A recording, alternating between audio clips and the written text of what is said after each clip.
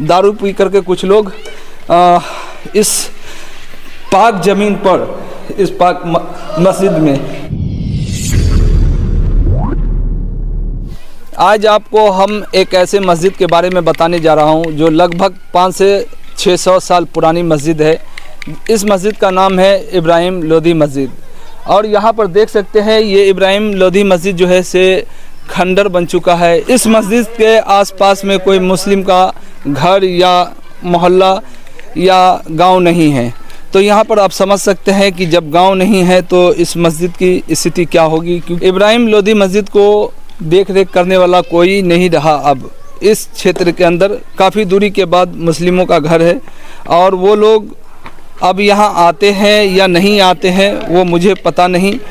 कुछ लोग तो कहते हैं कि साल भर में कभी ऐसा होता है तो आ जाते हैं, बाकी नहीं आ पाते। तो यहाँ पर देखेंगे तो मस्जिद आपको खंडर के रूप में दिखाई देगा। और मैं अंदर की दिशा में जा रहा हूँ और प्रवेश कर रहा हूँ, आपको दिखाता हूँ अंदर का दृश्य। आप देखेंगे तो बहुत ही अफसोस के साथ कहना पड़ता है कि ये मस्जिद के अंदर कोई नहीं है। मोटी मोटी दीवारें हैं, पत्थर से बनाया गया हुआ। ये उस ज़माने की मस्जिद है जो आप समझ सकते हैं 500-600 साल पुरानी मस्जिद है। तो इसको कितने मोटे मोटे पत्थरों से बनाया गया है। ये पत्थर ऐसी है कि अभी भी इस मस्जिद को कोई हिला नहीं सकता है।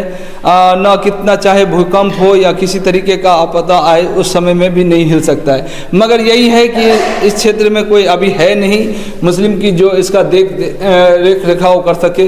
तो अभी ये मस्जिद को आपको दिखा रहा हूँ। ये आपको गया जिला जहानाबाद के बीचों बीच पे ये इब्राहिम लोधी मस्जिद है।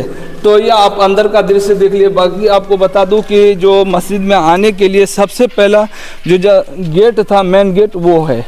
और वहाँ जाएंगे तो वो तो और खंडर हो चुका है, टूट गया हुआ है।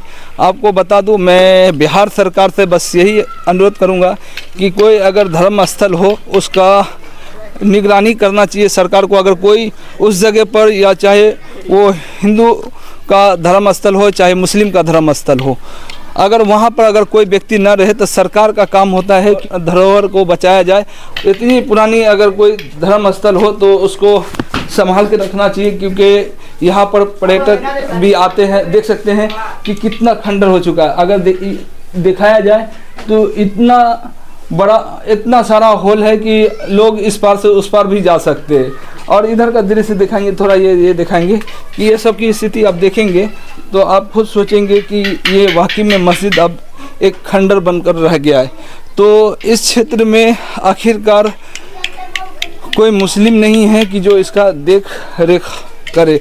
तो चलिए इस तरफ भी हम दिखाएंगे कि काफ़ी टूट फूट गया है।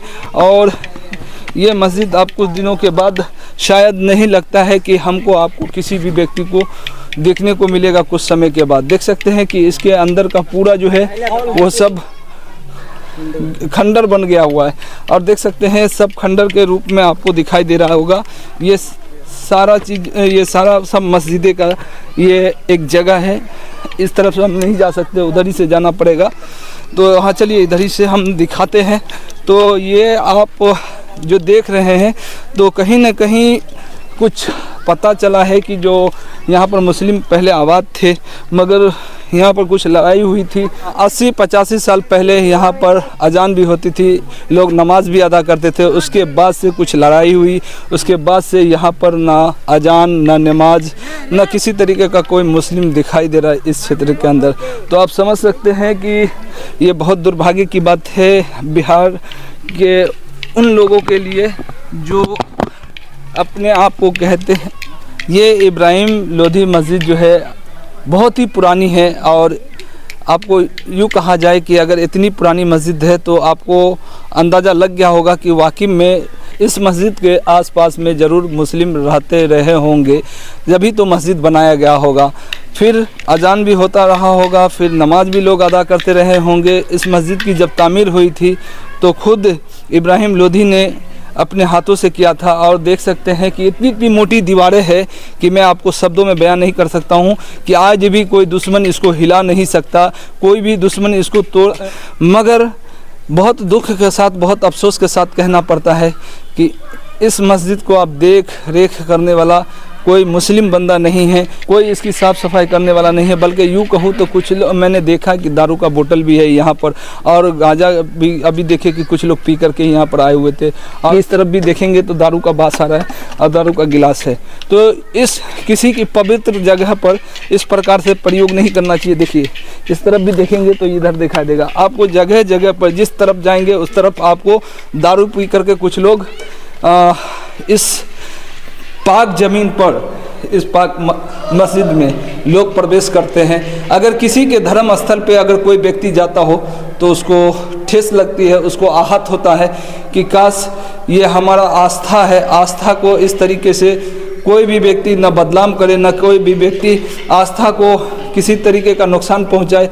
आस्था किसी का भी आस्था हो, चाहे वो मंदिर हो, मस्जिद हो, चर्च हो, चाहे गुरुद्वारा हो, किसी का भी अगर आस्था होता है तो उसका सम्मान करना चाहिए। यही तो हमारा लोकतंत्र है, यही तो हमारा हिंदुस्तान है। अपने धर्म के जैसे हर एक धर्म को फॉलो करना चाहिए।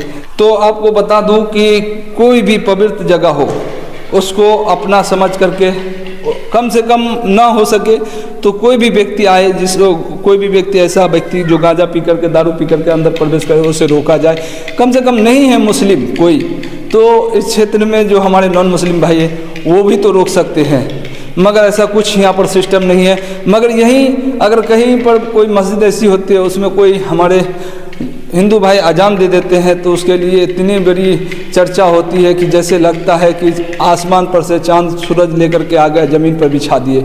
मगर वही जगह एक बिहार में ही वो मस्जिद है, और ये भी एक बिहार में ही गया ज़िला और जहानाबाद के बीच में ये इब्राहिम लोधी मस्जिद है, जिसमें लोग ऐसे दारू पी करके आते हैं, गांजा पी करके आते हैं, लोग ताश जुआ वगैरह हर चीज़ करते हैं। तो ये भी दुर्भाग्य की बात है। और वहीं एक मस्जिद है बिहार में, वहाँ बताया जा रहा है कि हिंदू भाई अजान देते हैं, उसकी साफ़ सफाई करते हैं। तो बहुत दुख के साथ कहना पड़ता है कि किसी के धर्म को, किसी के पवित्र जगह को इस तरीके से ना रुस्वा और बोला जाए तो तौहीन या किसी तरीके का मतलब उसमें भेदभाव होनी चाहिए। तो अभी आप देख रहे थे तेज़ बिहार न्यूज़। बहुत बहुत शुक्रिया, धन्यवाद। इस वीडियो को ज़्यादा से ज़्यादा शेयर कीजिए। और आपको क्या बताऊं, क्योंकि दुख के साथ ये खबर दिखाना सुनाना पड़ता है आप लोगों को।